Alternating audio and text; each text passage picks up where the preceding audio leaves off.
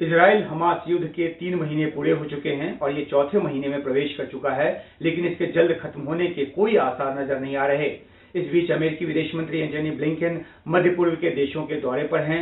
रविवार को जॉर्डन की राजधानी अम्मान में किंग अब्दुल्ला II से उनकी मुलाकात हुई। रिपोर्ट के मुताबिक जॉर्डन के किंग ने ब्लिंकन पर गाजा में युद्ध विराम कराने का दबाव बनाया। उन्होंने ये भी कहा कि अगर ये युद्ध जल्द खत्म नहीं हुआ तो गंभीर नतीजे होंगे। जॉर्डन के किंग ने युद्ध रोकने में अमेरिका की भूमिका को भी अहम बताया। इस मुलाकात के बाद ब्लिंकन की तरफ से एक अहम बयान जारी किया गया है।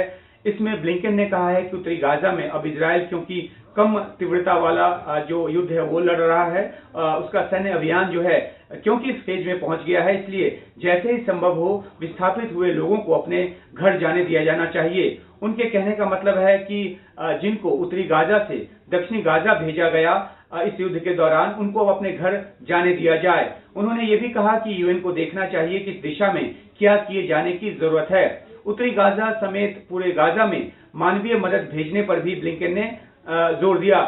ब्लिंकन ने एक और अहम बात की, कहा कि फिलिस्तीनियों को गाजा छोड़ने को बाध्य नहीं किया जा सकता।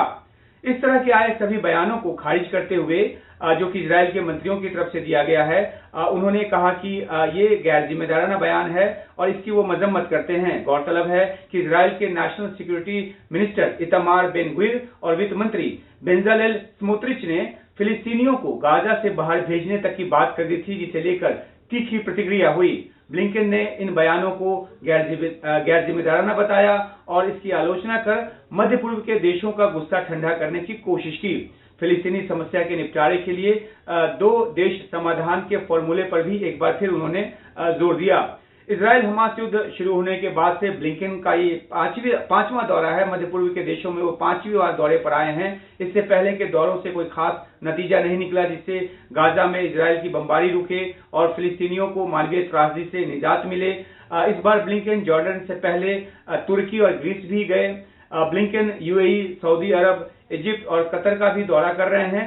मकसद इजराइल पहुंचने से पहले इजराइल से बात करने से पहले अरब देशों की राय जानने की है, ताकि इजराइल से उसी हिसाब से बात की जा सके। दूसरी तरफ इजराइल पूर्ण युद्ध विराम की बात कई बार खारिज कर चुका है। देखना है कि इस बार ब्लिंकन का दौरा शांति का कोई नतीजा लेकर आता है या पहले की तरह ये भी बेनतीजा रहता है।